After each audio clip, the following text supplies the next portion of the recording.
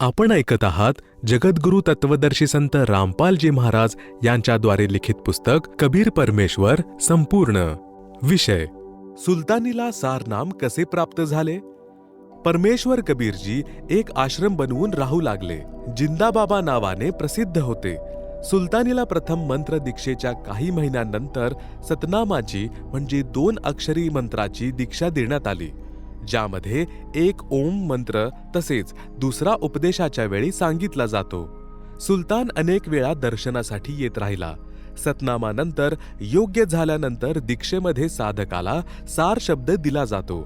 1 वर्षानंतर सुलतान अधमने आपल्या गुरुच्या झोपडीमध्ये जाऊन सारनामाच्या दीक्षेसाठी विनम्र प्रार्थना केली. तर परमेश्वरजी म्हणाले की 1 वर्षानंतर बरोबर याच दिवशी ये, सारनाम देईन. दर्शनार्थ कधी पण येऊ शकतोस. सुलतान अब्राहिम अधम बरोबर त्याच दिवशी सारनाम घेण्यासाठी गुरुजींच्या झोपडीमध्ये गेला. तर गुरुजी म्हणाले की बरोबर 1 वर्षानंतर याच दिवशी ये, सारनाम देईन. असे करता करता 11 वर्षे निघून गेली. अधूनमधून पण सद्गुरूंचे दर्शन करण्यासाठी येत होता, परंतु सारनामासाठी निश्चित दिवशीच यावे लागायचे. जेव्हा 11व्या वर्षी सुलतानी सार शब्दाच्या दीक्षार्थ येत होता, तर एका घराला लागून रस्ता होता. त्या घराच्या मालकिणीने छतावरून कचरा झाडून गल्लीमध्ये टाकला, तर चुकीने भक्तावर पडला. सुलतान इब्राहिमच्या अंगावर कचरा पडला, तर तो उंच आवाजामध्ये म्हणाला, काय तुला दिसत नाही? गल्लीमध्ये माणसं सुद्धा येतात जातात. जर आज मी राज्य त्यागून आलो नसतो तर तुझं शरीर सोलपटून काढलं असतं. त्या बहिणीने क्षमा याचना केली आणि म्हटले, हे भाऊ, माझी चूक आहे. मला आधी गल्लीमध्ये बघायला पाहिजे होते. पुढच्या वेळेस लक्ष ठेवीन. ती घरवाली बहीण देखील त्या जिंदाबाबांची भक्तमती होती.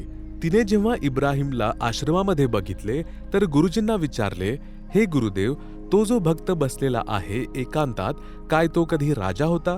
जिंदाबाबाने विचारले, काय झालं मुली? इथे तर राजा आणि रंकामध्ये कोणताच भेद नाही. आपण हा प्रश्न कोणत्या कारणामुळे केला? हा पूर्वी बलख शहराचा राजा होता. याला मी ज्ञान समजावले तर याने राज्य त्यागले आणि कष्ट करून लाकडे विकून निर्वाह करतो, भक्ती पण करतो. त्या बहिणीने सांगितले की माझ्याकडून चुकून सुका कचरा छतावरून फेकताना याच्यावर पडला, तर हा खूप क्रोधित झाला आणि म्हणाला की जर मी राज्य त्यागून नसतो आलो तर तुझी कातडी सोलून काढली असती. सत्संगानंतर सार शब्द घेणाऱ्यांना बोलवण्यात आले. जेव्हा सुलतान इब्राहिमची पाळी आली तर गुरुजी म्हणाले की अजून तर तुम्ही राजा आहात. सार शब्द तर बाळा दासाला भेटतो, ज्याने शरीराला माती मानले आहे. सुलतानी म्हणाला, गुरुदेव, राज्य सोडून तर वर्षे झाली आहेत. गुरु महाराजजी यांनी म्हटले, माझ्यापासून काहीही लपले नाही. तू जसे राज्य त्यागले आहेस त्याप्रमाणे राजभाव त्यागलेला नाहीस. तुम्ही 1 वर्षानंतर याच दिवशी सारनामासाठी या. 1 वर्षानंतर परत सुलतान येत होता. त्याच घराजवळून यायचं होतं. गुरुजींनी त्याच शिष्याला सांगितले की उद्या तो राजा सार शब्द घेण्यासाठी येईल. तुझ्या घराजवळून रस्ता आहे, अजून कोणता रस्ता झोपडीत येण्याचा नाही. यावेळेस त्याच्यावर पाण्यामध्ये शेण राख मिसळून बादली भरून त्याच्यावर टाक. मग त्याची काय प्रतिक्रिया राहील ते मला सांग. त्या बहिणीने असेच केले. बहिणीने त्यासोबत हे पण म्हटले की हे भाऊ, चुकीने पडलं, मी धुवून साफ करून देते. तुम्ही इथे तलावात स्नान करून घ्या.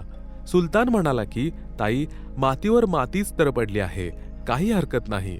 मी आंघोळ करून घेतो, कपडे धुवून घेतो. त्या शिष्येने गुरुदेवांना सुलतानीची प्रतिक्रिया सांगितली.